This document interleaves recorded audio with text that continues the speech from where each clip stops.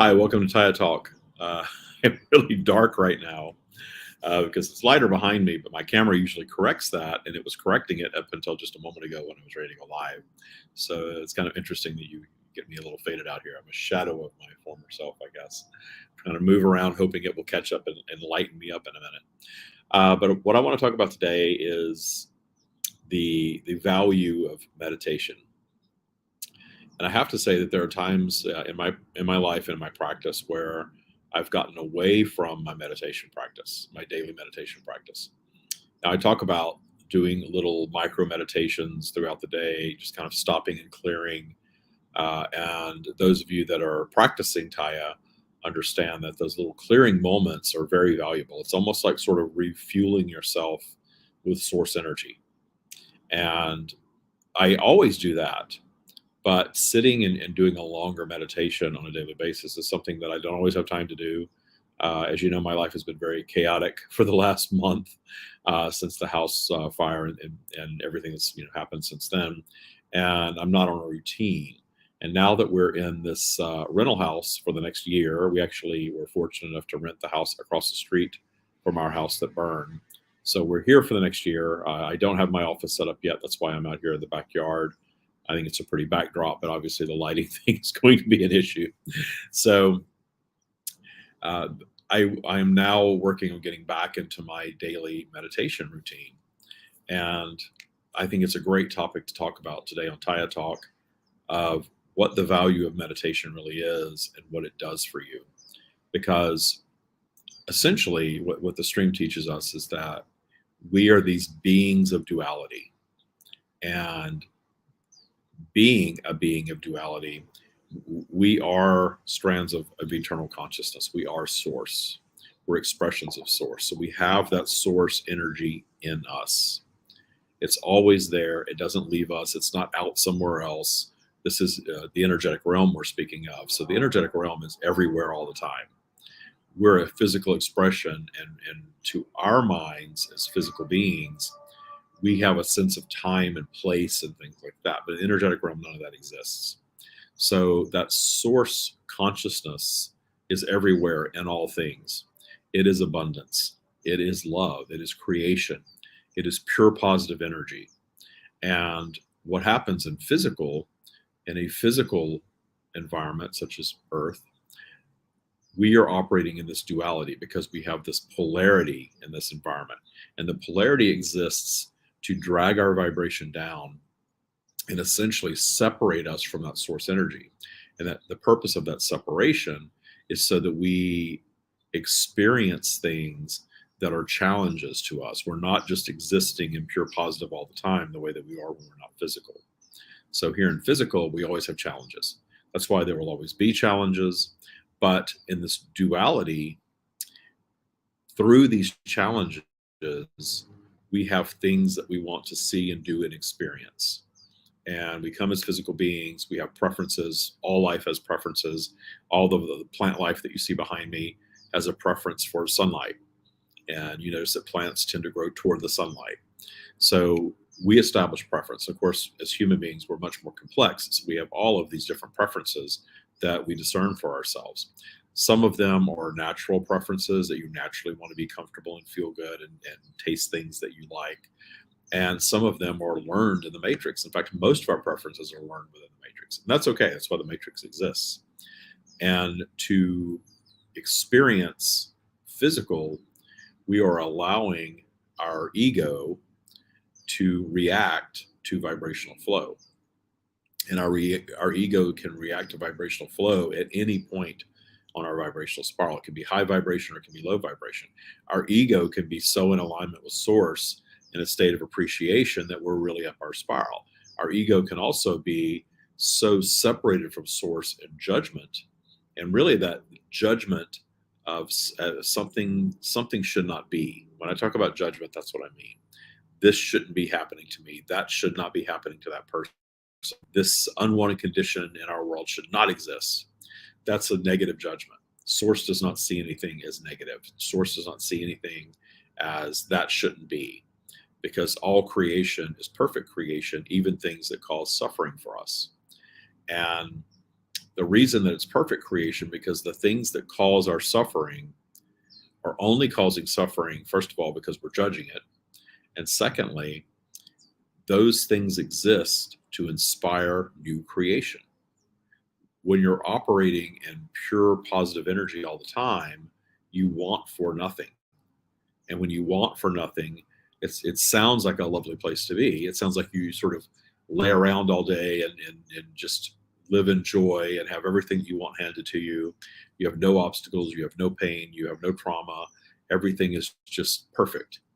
The problem with that is that state of perfection doesn't inspire expansion. It doesn't cause us to want more or want to overcome something or to change something or to correct something.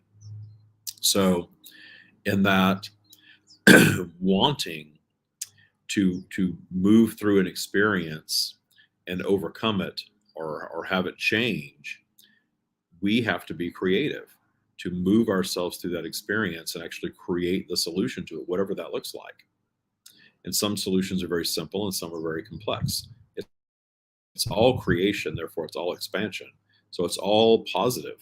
And in the eyes of Source, everything is positive, because anything that we consider negative only exists to inspire new creation. Therefore, everything is positive. You've probably heard that many times before. So when we meditate, what we're doing is quieting our minds enough to calm that ego consciousness down and to get everything out of our minds that is causing judgment and fear and all of these negative emotions that drag our vibration down, and simply return us to this state of neutrality.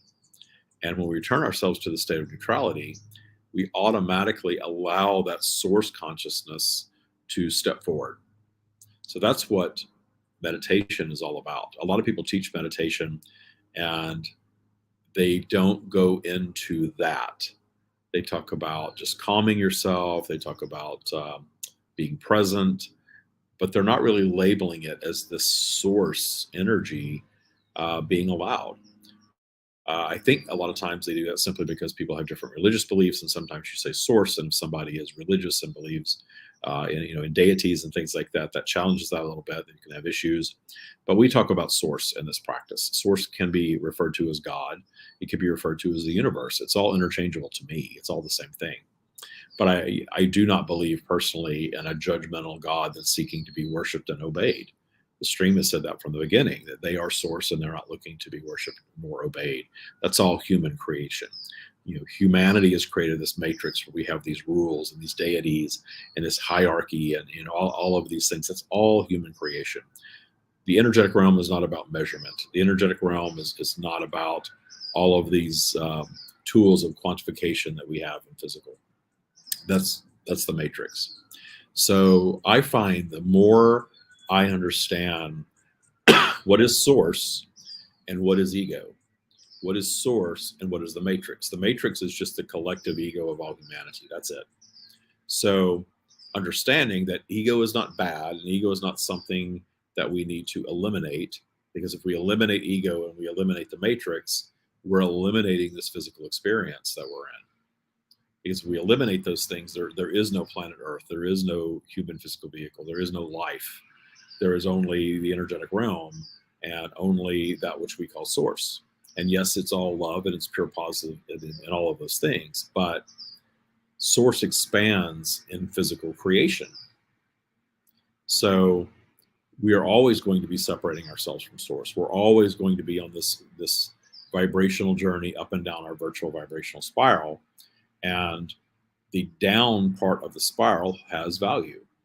Now, of course, in the Tya practice, we have lots of tools to raise our general vibration. And that's not to eliminate ego and not to just be one with source all the time, but it's certainly moving toward being more source-like, because that is our natural state of being. Our natural state of being is far more source-like with less ego.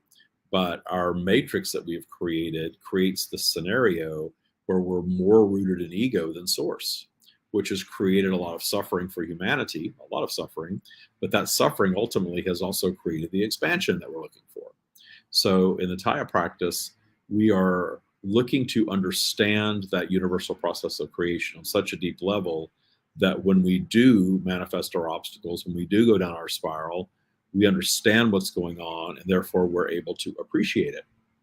Even if you're not celebrating it, you're appreciating it, which means you have a deep understanding of it, so you're not judging it. That's what we mean by appreciation. So when we meditate, we're systematically raising our vibration. So when you meditate every day and you set aside time to do this, it's a very valuable thing because you're essentially refueling yourself with source to move through your day in a more source-like way. Doesn't mean that you're not going to go down your spiral. It doesn't mean that you're going to cure polarity or not be in vibrational flow. And it certainly doesn't mean that you're not going to have anything unwanted happen in your life. The unwanted things are the things that inspire the highest degree of growth. We're here to grow. We're here to expand. We're here to become more sophisticated versions of ourselves. And moving through unwanted experiences is what causes that. Tya doesn't cure any of that stuff. Tya can certainly cut out a lot of the negative, unwanted aspects of our lives, the little nitpicky things, and even some of the big things. But the greatest gift of the Tya practice is the ability to move through these experiences in grace and ease, because you're understanding what's going on. You're understanding when your house burns down that there's a purpose behind that was your manifestation. You co-created it, and it's something that you created as an obstacle in your path for your own expansion. And the sooner you get to that understanding, the less you're going to suffer in the experience. And then in your appreciation of the experience, all of these gifts emerge for you. And what I've really come to understand is that, all of this material stuff comes and goes. And even other beings come and go in a physical realm. There's a beginning, a middle, and an end to all physical creation. So in the scenario of the house burning, it's just a house. It's a lovely house. I appreciated it very much. I created it. And my appreciation of it wasn't enough to keep it from being destroyed. But that destruction of the house is now offering me all of these opportunities to go deeper into understanding of creation and understanding of my journey, that this bump in the road, or this twist in the road, if you will, is something that ultimately is going to expand my being. It's going to expand my consciousness and allow me to become a more sophisticated version of me, of this strand of consciousness that you're experiencing when you listen to me or the stream. So that's what that's all about. But other people were involved. And I don't get too much into talking about other people's journeys, but certainly looking at my partner's mother, who ended up crossing over as a result of the evacuation from the fire just 4 days after it, I know there is value for that soul in that experience. And I know that soul was coming to the end of its journey in that physical form, but certainly not to the end of its journey eternally. So the soul that was powering his mother is benefiting from the experience. And that was simply the ending of the experience. And when you view that from the source perspective, there's nothing tragic or sad in death. Now, certainly my partner is missing his mother. There are aspects of her that I really appreciated that I won't experience again in physical. I understand that. But I have such a high degree of appreciation of that was the experience that was had. And I don't feel any sadness in the separation from it. This was someone that I knew for a period of time, and I appreciate that period of time, but I don't need more of that. That's a very ego-driven thought, that you need more of that. Now, I understand that when you lose someone that's very close to you that you appreciate very highly, and that was not necessarily the situation here for me, there's more human-created suffering in it, and that's okay.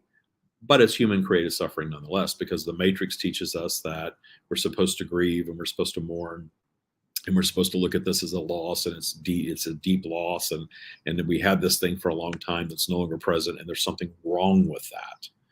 And that Matrix created idea causes all of the suffering in the death process. The stream has shared with us that there are environments where the ending of the physical journey is not viewed anything like we view it in physical. There's not all of this mourning and sadness and longing for what was. There is more of a presence and more of an appreciation for what is happening in the moment, and not hearkening back so much to how things were. at another time and thinking that those things need to be a forever thing in physical. There's a higher degree of understanding in those environments that nothing in physical is forever, but our souls are eternal. So when you're viewing a being from the source perspective, the soul perspective, and really viewing them more as the eternal consciousness that is powering the temporary physical vehicle, and appreciate that and focus on that, there's nothing to mourn or grieve about. So the grieving and the mourning and the suffering is optional. And I do want to restate, though, that there's nothing wrong with that. There's nothing wrong with choosing to have that experience. It's just having that high level awareness that it's still a choice. We can choose to have any experience we want. And I want to make it very clear that Tya is not about some race or measurement of who is more source-like and who is going to suffer the least because they're so advanced in their practice. Inevitably, there's going to be some of that in this practice, but that's all ego. Source is not judging where you are in your practice. Source is not judging if you decide to dive right into the matrix and create suffering for yourself and the separation for something. There's nothing wrong with that, because ultimately that lower vibrational creation is going to inspire some sort of new growth, new expansion for you. And we have to remember that each strand of consciousness and every single physical creation universally, infinitely, is a strand of source consciousness. And those strands of consciousness, experiencing physical, moving through vibrational flow, and becoming more sophisticated versions of themselves, that's what creates the expansion of source. So source very much wants us to come and have, in our case, our human journey, wants us to go up and down our spiral, wants us to come and sort of get slapped around by life, if you will. And really what's happening, life isn't slapping us around as much as we are creating these unwanted scenarios that can create suffering for us. And we can really double down on that suffering if we so choose. And we see lots of examples of that all around us, where people suffer in something in their judgment of it and decide in that suffering to attract more. And a lot of times they don't even realize they're doing it. And I understand that. But this knowledge is out there. This knowledge is available to them. But when people choose to cut themselves off from it, they are choosing to prolong their suffering experience and have it in a very different way that is really created within the matrix. And those of us that suffer enough and look for and open our minds to unusual thoughts and ideas and teachings that move us out of that suffering, we're very solution-oriented people. I have to tell you, I am as solution-oriented as anyone I've ever met. So that's really where Tya came from, is I had this consciousness or this awareness coming to me that I've always held on to and appreciated. But it wasn't until I created a system for myself that allowed me to really move into it. And that system is now called Tya, and that's what I teach all of you. So the meditation aspect of this practice is not mandatory, nothing is, but it's important. It's a very important aspect because it does recenter us to source. And we are operating in a matrix that is designed to separate us from that and create the suffering experience. But we get to decide ultimately how much we suffer in any experience, because that suffering is always rooted in judgment, and judgment is always rooted in ego. So the more we take time to stop and do a long meditation, maybe in the morning, to set our day up for success, if you will. I hate to sound so 3D, but that's true. And the more we stop throughout the day and just appreciate and breathe and recenter, the more we are creating a healthier source consciousness within us. The more we are managing that ego-driven consciousness. And if it helps you to think about it as stopping and refueling, then do it. Think about it that way. Think about the mini meditations, the micro meditations, and your daily meditation practice as a period of refueling yourself with source energy, which is always there for you. It never forsakes you. It's always there. It never leaves. There are times that in our judgment of our scenario, we are so ego-driven that we're really, really drowning out that source consciousness. But it's far more powerful than our ego. So it's always there waiting for us to come out of that human experience of judgment and return to source. So the clearing of your mind and the breath work that we do in meditation returns us to that neutral space where source then, because it's more powerful, can take over. And if we so allow, that source consciousness will just take us right up our spiral. So that's what meditation is all about. That's the value of it. And I wanted to come on and share that. I'm happy to be back doing Tya Talk. I plan on doing this almost every week. We are going to reintroduce something else for the coaching tier. For those of you that are subscribing to our coaching tier, we're going to introduce some live coaching that I'm going to do in the coaching tier that will give you an opportunity to come on and receive some live Tya group coaching. So look for those dates and times. We're probably not going to do it, during just a normal weekday. We probably will do that in an evening, probably on a weekday evening, but I haven't got that set up yet. So we are going to be doing something like that in the next couple of weeks. And we are going to also reintroduce the Claim Your Power Hour. That will be coming up as well. We've been off of that for, almost a month now. And so that's something that I'm really looking forward to bringing back. So thank you for watching Tya Talk. I appreciate all of you very, very much. And I look forward to meeting with you soon. And remember to tune in next week live at 9 a.m. on Wednesday. And you can be on Tya Talk Live, interacting, asking questions. And I'm always happy to do Q&A on these Tya Talk sessions. Thank you for watching.